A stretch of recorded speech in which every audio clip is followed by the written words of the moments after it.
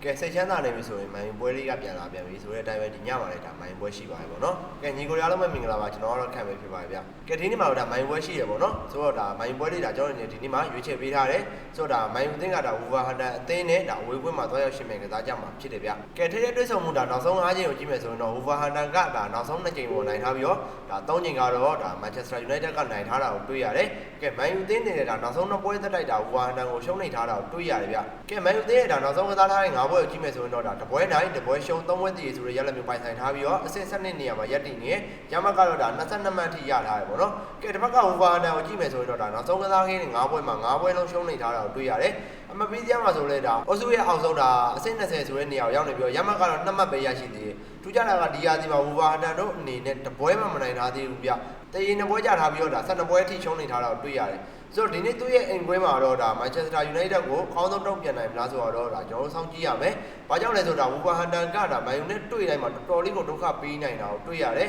။ဒါ Wolverhampton မှမဟုတ်ဘူး။ဘယ်အသင်းဖြစ်ဖြစ် Manchester United နဲ့တွေ့လိုက်ပြီဆိုတော့တော်တော်လေးကိုကောင်းသွားတယ်ပြောလို့ရတယ်။ Man U ကပဲကန်ဆိုးနေရလားဒါမှမဟုတ် Man U ကပဲတော်တော်ညံ့နေရလားတော့ကျွန်တော်လည်းမပြောတတ်တော့ဘူး။ဒါ1 hand တို့ပါလို့ဆိုလဲဒါ Man U နဲ့တွေ့ရင်တော်တော်ကောင်းတယ် Everton တို့ပါလို့သူတို့အသင်းချင်းတွေ့ရင်ဒါတိုင်ပတ်နေတ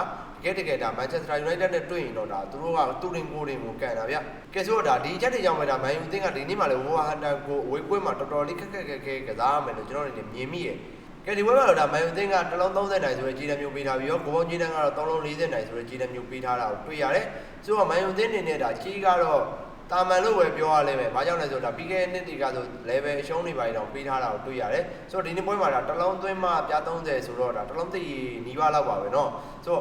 ့ကြီးကတော့ပုံမှန်ကြီးတယ်လို့ပြောရတယ်။ဒါကျွန်တော်အနေနဲ့ဒီပွဲမှာဒါ Man U နိုင်မယ်လို့တော့မျှော်လင့်မိရဲ့ဒါ Man U အသင်းကဒါဒီဟာနဲ့ဆိုကန်တာဒါအင်္ဂါနေ့မှာကန်ထားတာ3ပွဲရှိပြီပေါ့เนาะ။ဟိုးဘက်တွေကလည်းဒါအင်္ဂါနေ့မှာကန်ရတယ်။ပြီးခဲ့တဲ့ဘက်ကလည်းဝဟန်ကိုအင်္ဂါနေ့မှာကန်ရတယ်။ဒီဘက်လည်းဒါအင်္ဂါနေ့မှာကန်ရမယ်ဆိုတော့ဒါအင်္ဂါနေ့မှာကန်တဲ့3ပွဲသက်တိုက်တော့မရှုံးနိုင်ဘူးလို့ကျွန်တော်အနေနဲ့ထင်တယ်ဒါကြောင့် Man U အသင်း body ကိုကျွန်တော်ကြိုက်တယ် Man U အနှိမ့်ဆုံးတော့ဒါတစ်လုံးနဲ့ကတ်နိုင်နိုင်မယ်လို့ကျွန်တော်မြင်တယ်ပြီးတော့ဒါကျွန်တော်နှစ်ဖက်လုံးဂိုးရမယ်လို့မြင်တယ်ဒါကြောင့်ဒါကျွန်တော်ဂိုးဘော်ကိုလည်းကြိုက်တယ်ဒါ Wolverhampton ကသူ့ရဲ့အင်ကွင်းမှာဂိုးပြန်သွင်းနိုင်မယ်လို့ကျွန်တော်အနေနဲ့ယုံကြည်နေတယ် Man U နောက်တန်းကလည်းတော်တော်လေးဖျူဖျေးဖြစ်နေရဆိုတော့ဒါနှစ်သိန်းလုံးဂိုးသွင်းမယ်ဗျာဒါကြောင့်ကျွန်တော်ဂိုးဘော်ကိုလည်းရွေးချယ်ပေးခြင်းတယ် Man U 1-2 လောက်နဲ့နိုင်သွားမယ်လို့ကျွန်တော်အနေနဲ့မြင်မိပါတယ်ဗျ။ကဲဒါကြောင့်ဒါကျွန်တော်ရဲ့ဒါဒီနေ့ရွေးချယ်မှုလေးကတော့ဒါ Manchester United body နဲ့ဒါကျွန်တော်ဂိုးဘော်လေးကိုရွေးချယ်ပေးခြင်းပါတယ်။ဒါဂိုးဘော်ကိုတော့နည်းနည်းလေးပို့ကစားဖို့ပြောခြင်းပါတယ်ဗျ။မနေ့ကဆိုဒါကျွန်တော်ဒေါမွန်တပွဲကောင်းအနေနဲ့ထုတ်လိုက်တယ်။ဘာကြောင့်ဒါကျွန်တော်ဒေါမွန်ကိုတပွဲကောင်းအနေနဲ့ထုတ်လိုက်ရလဲဆိုတော့ဂိုးဘော်ကိုဒါနေခိုင်းတဲ့ကြီးတဲ့လို့ကျွန်တော်အနေနဲ့မြင်နေလူတိုင်းဂိုးဘော်ကြိုက်ကြတယ်ဒါဒေါမွန်ဂိုးဘော်ဝါမယ်လို့ပဲအားလုံးကထင်ကြတယ်။ Hoffenheim ကလည်းဂိုးရတတ်တဲ့အသင်းမျိုးဖြစ်တယ်။ဒါကြောင့်လည်းဒါသူတို့ကဂိုးဘော်ကိုခေါ်ထားတဲ့ကြီးလို့မြင်တယ်။ဒါကြောင့်ကျွန်တော်ဒီလိုမျိုးမြင်တာလဲဆိုရင်ဒါ